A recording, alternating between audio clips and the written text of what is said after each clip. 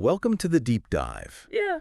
Today, we're going to be looking at how you can use stories to really boost your English skills. Oh, cool. So we've got a couple of really interesting sources for this deep dive. Okay. One is an excerpt from a language learning guide, and the other is a blog post. They're both all about how stories can be a really powerful tool for anyone learning English. That sounds great. Yeah, so I'm excited. yeah, me too. I think one of the things that really stood out to me from both of these sources was that stories aren't just entertaining. Right. Like, they really tap into how our brains learn best. Yeah, I was really struck by how both of them emphasize that. It's like they're not just fun. They actually use the way our brains are wired to learn. Yeah. The guide actually goes as far as to say that it's like hacking the system. Right. Instead of forcing yourself to memorize all these grammar rules and vocabulary lists, Yeah, you're basically tricking your brain into absorbing language naturally, I like that. like almost effortlessly. Yeah. Yeah. And the guide uses this great analogy of a Trojan horse, Okay. where when you get really engrossed in a story, your brain's so focused on the plot and the characters Mm-hmm. that the language learning is kind of happening in the background. Oh, that's interesting. It's like sneaking in those skills without even realizing it. I love that. Yeah, it's a really cool way to think about it. And the blog post actually backs this up with a bit of science, Mm-hmm. explaining that emotional engagement actually activates these memory pathways in our brains, Oh, wow. which makes information stickier. So when you connect with a story on an emotional level, Right. you're way more likely to remember the language that's used to tell that story. Yeah, that makes sense. It's like the words almost become part of the feeling, attached to the feelings and the experience. Totally. And speaking of experiences, both sources talk about how stories provide this kind of cultural immersion. Mm-hmm. That's really hard to get in a traditional classroom setting. Yeah, for sure. Yeah, the guide points out that in stories you encounter natural language. Right. Slang, idioms, all those little expressions that textbooks often miss. Uh-huh. I thought it was really interesting how the guide analyzed the phrase, kick the bucket, Oh, yeah. which obviously means to die.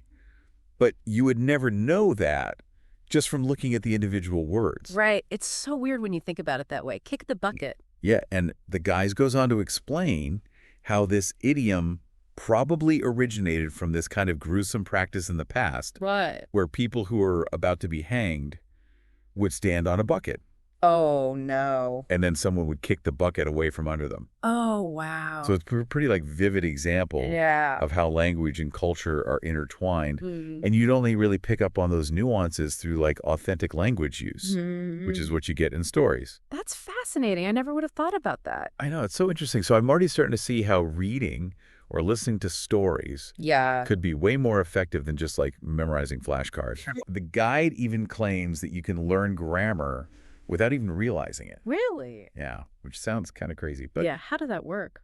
so it talks about this concept called implicit learning. Okay.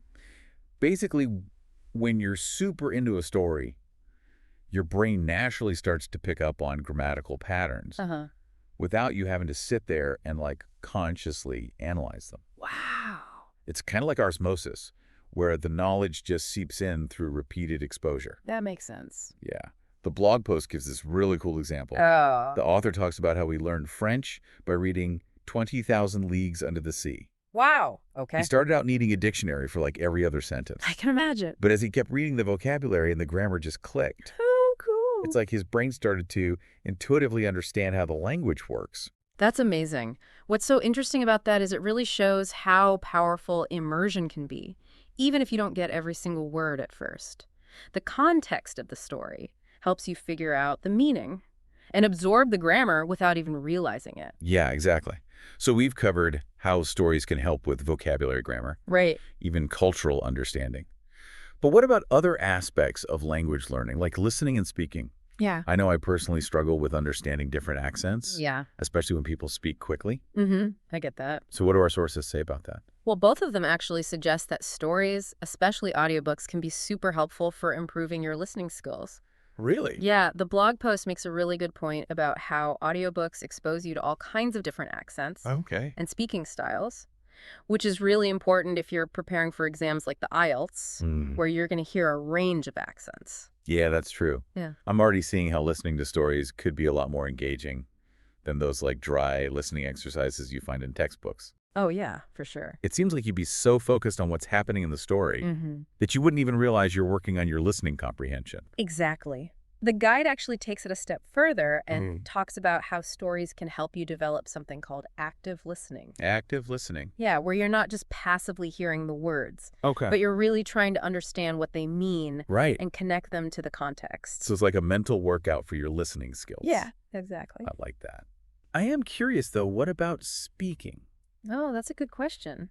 Can stories actually help you become more fluent and confident in spoken English? Absolutely. Both the guide and the blog post suggest using stories as a way to practice speaking. Oh, interesting. For example, the blog author recommends retelling stories you've read or listened to. Uh-huh. It's a really natural way to practice using the vocabulary and grammar you've learned, Yeah. and it forces you to think in English. I've never thought of it that way.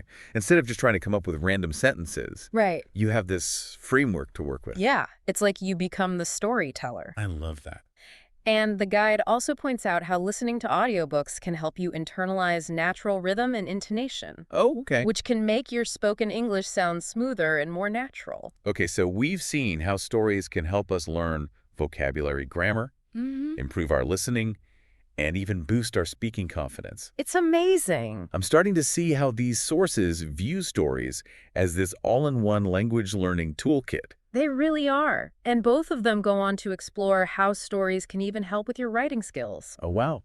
How's that? Well, for example, the guide suggests analyzing how authors use descriptive language, Right. or how they develop characters, and then using those techniques to improve your own writing. That's so smart. It's like getting a behind-the-scenes look at how great writers do their thing. Exactly. And the blog post argues that the creativity that stories spark can make any kind of writing more engaging and original, whether it's essays or even just personal stories. Yeah, I can definitely see that. It's about taking that inspiration and using it in your own writing.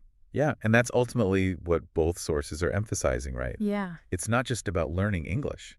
It's about connecting with the world in a deeper, more meaningful way. I love that. Yeah, me too. Yeah. I'm getting really excited about the possibilities here. I know, me too. It feels like we've just scratched the surface.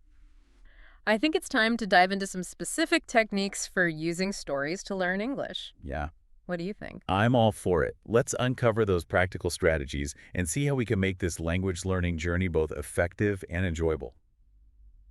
Okay, so we've talked about how amazing stories can be for boosting your English skills, but how do we actually make that happen? Like, how can we go from just enjoying a good book to actually using it to learn? Well, both the guide and the blog post give us some really practical strategies. Okay. And one that they both emphasize is audiobooks. Audiobooks. Yeah, the blog post author is like a huge fan of audiobooks. Yeah, he is. He actually thinks they can be even more effective than reading a physical book, Right. especially for beginners. Yeah. I think he makes a really good point about how audiobooks force you to pay attention to pronunciation and intonation in a way that reading silently doesn't. That's true. You're hearing the words spoken by a native speaker. So your brain is picking up on all those subtle nuances of the language. It's like having a pronunciation coach right there in your ear. Yeah, exactly. Nice. And the guide also points out that audiobooks are a fantastic way to get exposed to a variety of accents. Although for sure. You know, you might listen to a British novel one day and then an American memoir the next, Right. which can be so helpful if you're preparing for exams like the IELTS or the TOEFL. Absolutely. Where you're going to hear a whole range of accents. Yeah. Yeah. And even beyond exams, being able to understand different accents is crucial for just communicating in the real world. The more you hear different ways of speaking English, the more comfortable you'll become. Yeah, that makes sense. The guide actually suggests listening to an audiobook Yeah. while you're reading the physical book at the same time. Oh, that's interesting. Yeah, it's like a way to really immerse yourself in the language. Yeah. You're seeing the words on the page Yeah. and hearing them spoken aloud at the same time. Right. So it can really reinforce your vocabulary and grammar. It's like a multi-sensory learning experience. I love that. And I also love that you can adjust the pace of the audiobook. Like if you need to slow things down or rewind to catch something you missed. That's true. It's so much more flexible than trying to keep up with the conversation. Totally. And speaking of flexibility, both sources really stress that it's important to find what works best for you. Yeah, absolutely. So if traditional audiobooks feel too passive, maybe you could try listening to podcasts or watching movies and TV shows in English. Oh, Oh, yeah, those are great options too. Yeah, that actually reminds me of something the blog post author suggested. What's that? Using YouTube to find discussions and reviews of the books you're reading. Oh, that's a good idea. Yeah, it's a fun way to hear other people's perspectives on the story and to practice your listening comprehension at the same time. And it's a great way to discover new books too. Oh, yeah, for sure. You could spend hours on YouTube just browsing book-related content. Totally. Which Yeah. brings us to another really important point, enjoyment. Enjoyment. Yeah, both the guide and the blog post emphasize how important it is to choose stories that you genuinely enjoy. Yes, absolutely. If you're forcing yourself to read something that's boring Mm-hmm. or too challenging, Yeah. you're much less likely to stick with it. You'll probably just give up. Exactly. The blog post author even says it's totally okay to start with children's books or graphic novels if that's what you're into. Right. It's about finding what keeps you engaged. Yeah, it's about building that positive association with reading and listening in English. Exactly. If you can make it feel like a fun activity, you're way more likely to make it a regular habit. Habits are key, right? Yeah. I'm thinking about all the people out there who are super busy Mm-hmm. and feel like they don't have time to read for pleasure. I know exactly what you mean. But both of our sources offer some really good tips for fitting reading or listening practice into your day, even if you only have a few minutes here and there. Okay, I like that. So what do they suggest? Well, the guide says to keep a book with you at all times. Okay. So you can sneak in a few pages while you're waiting in line, or commuting, or even during your lunch break. That's a good idea. And the blog post author recommends swapping out some of your screen time for reading time. Oh, interesting. So instead of scrolling through social media, maybe pick up a book or listen to an audiobook for 15 or 20 minutes. It's like a little vacation for your mind. Right, and even those short bursts can add up over time. Yeah, that's true. Speaking of adding up, I've always found it helpful to set small, achievable goals. Oh, me too. Mm-hmm. And both sources agree that setting realistic goals is super important. Okay, good. So instead of trying to read a whole novel in a week, Right. maybe you start with a goal of reading one chapter a day or listening to an audiobook for 30 minutes during your commute. Yeah, it's about creating a sense of accomplishment and momentum. Exactly. Like each little goal you achieve makes you feel more confident and motivates you to keep going. And then as you get better, you can gradually make the challenge a little bit harder. I like that. It's like training for a marathon. Exactly.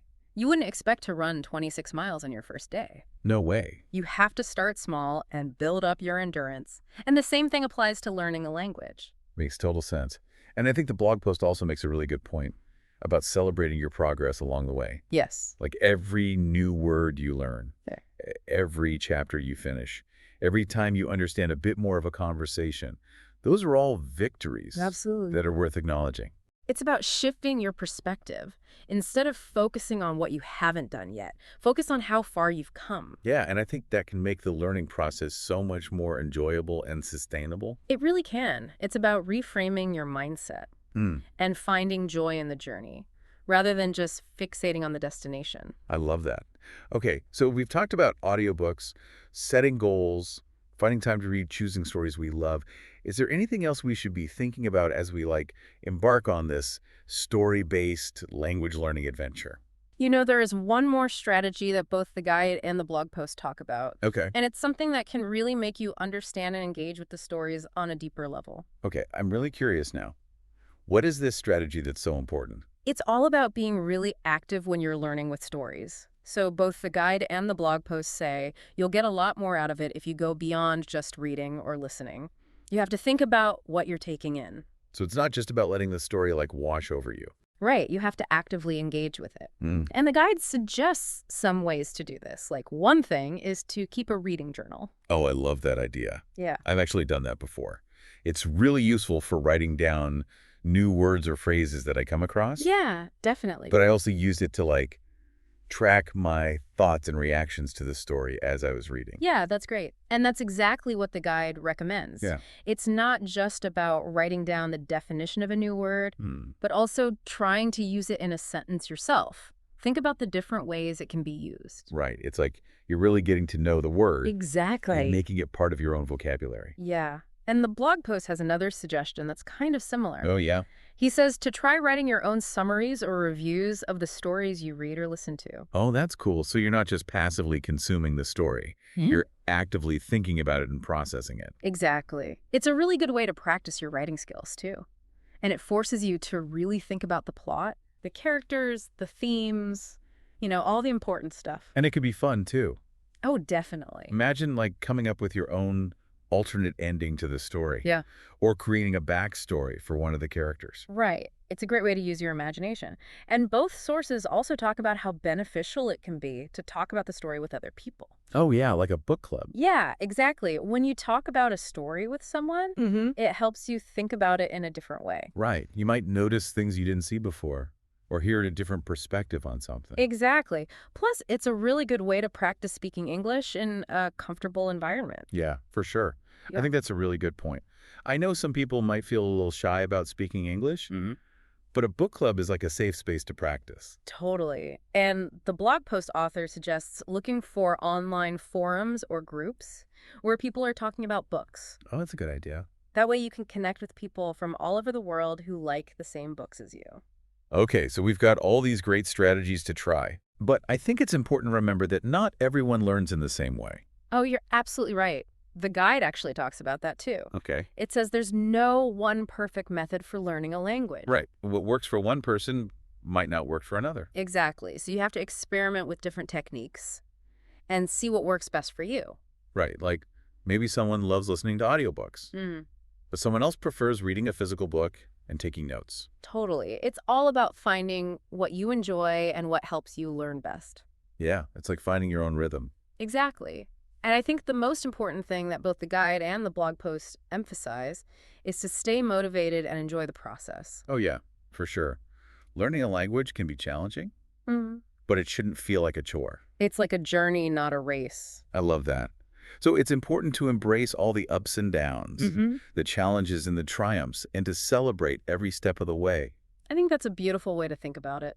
And it reminds us that learning a language is about so much more than just memorizing grammar rules. Right. It's about opening ourselves up to new perspectives, new experiences, and new ways of seeing the world. And stories are a fantastic way to do that. They really are. They take us to new places, introduce us to interesting characters, and they make us think about things in a whole new way. Okay, so as we wrap up this deep dive into the world of stories for English learning, I want to leave you with this question.